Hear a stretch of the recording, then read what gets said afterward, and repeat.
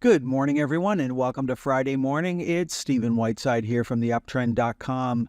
In the pre-market this morning, things are fairly quiet. Stock index futures are slightly above fair value, with the Nasdaq leading the futures markets higher on Friday morning. We do have one economic number coming out this morning, and that's U.S. housing starts at 8:30. Otherwise, commodities are still doing the same thing. We've got crude oil down, while gold is up again in the pre-market this morning. Now, a couple of stocks in the news. Of course, we talked about Netflix yesterday coming out with earnings. Netflix traded lower yesterday. Yesterday morning we were looking at support at 687.50, and where did we close? We closed at 687.65, so pretty close. And of course, now we're looking up in the pre-market this morning. We need to close on Friday above 720.02 to give us a new daily buy signal. We're currently trading above that level, up at 7:30 in the pre-market. Of course, the pre-market is not the real market, so we'll just have to wait and see. One of the biggest losers this morning is CVS. It's continuing its move down. It ended yesterday on a sell signal. If we go back in time, we go back a month, we were looking at CVS on a buy signal and looking up at that time, and I would have put an order in to sell 50% of my position at 62.50. And then as we started to move up, of course, we got close to 62.50. Our next target was 65.63. So you sell another 50% of your remaining position up at that level if it happened. And of course, this is what happened. We ran up, hit both of those targets, and you got to get rid of 75% of your position. Now today, we're going to have to exit the remainder of our position at the open on Friday morning. Now, crude oil was fairly quiet yesterday. It was up 27 cents. It's down about that in the pre-market this morning. Gold was up yesterday, $16.20. It's up again in the pre-market this morning. Our next mathematical target is $2,734.38.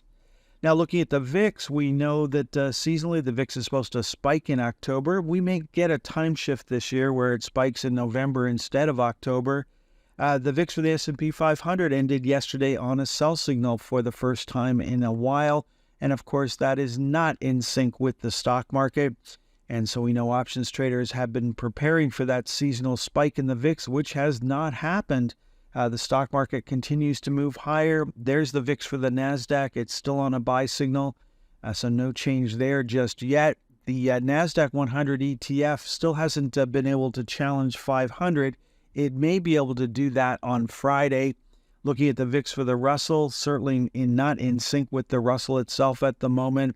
And then the VIX for the TSX, which is something we recently added, and I'm not sure about this. There's not that big of an options market in Canada, so I'm not sure how well this will work. But here we are. We're just treading water here. We've been doing that for a while.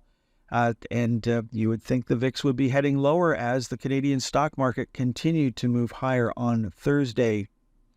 Now, what's working right now? Well, the U.S. financials, Canadian financials, still doing very well.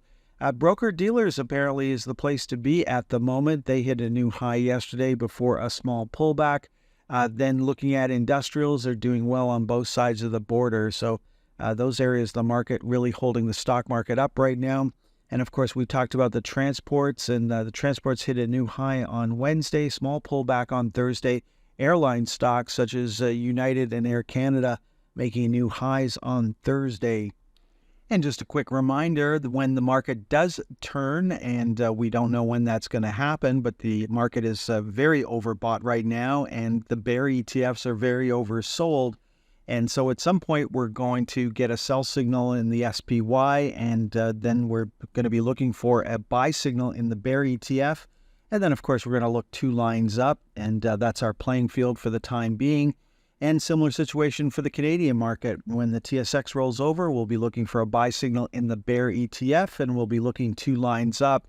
Now, in a bull market, you don't expect to be in the bear ETFs for as long as you're in the bull ETF. So, that's what we're going into this with, is a shortened time frame. We want to get in and out as quickly as possible unless the market's going to have a major turn in direction. And of course, you never know that until it happens. Let's finish off with a quick look at a couple of the Magnificent 8 stocks.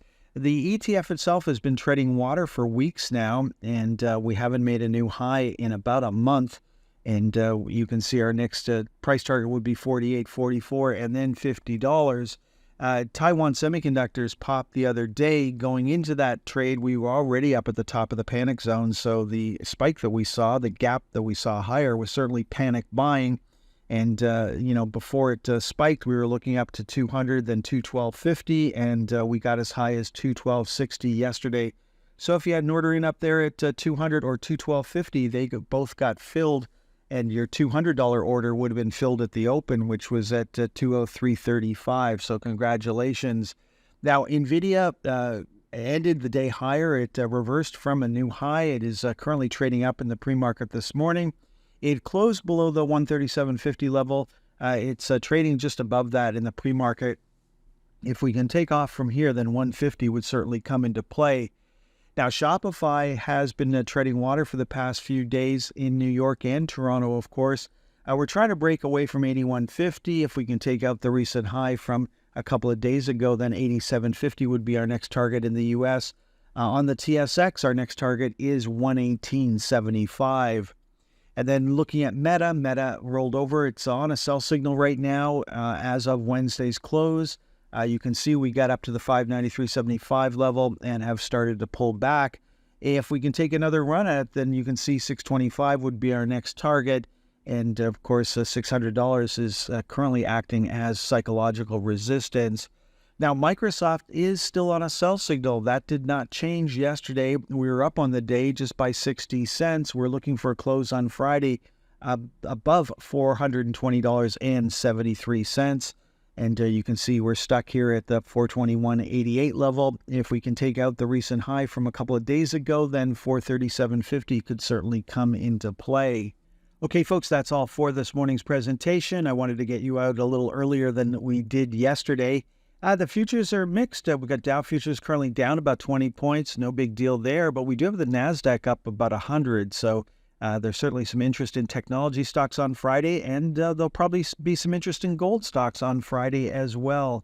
Enjoy the rest of your day. Enjoy your weekend. I will be back over the weekend with a couple of videos. So if you're around, please check those videos out. And otherwise, next time we may meet is on Monday morning.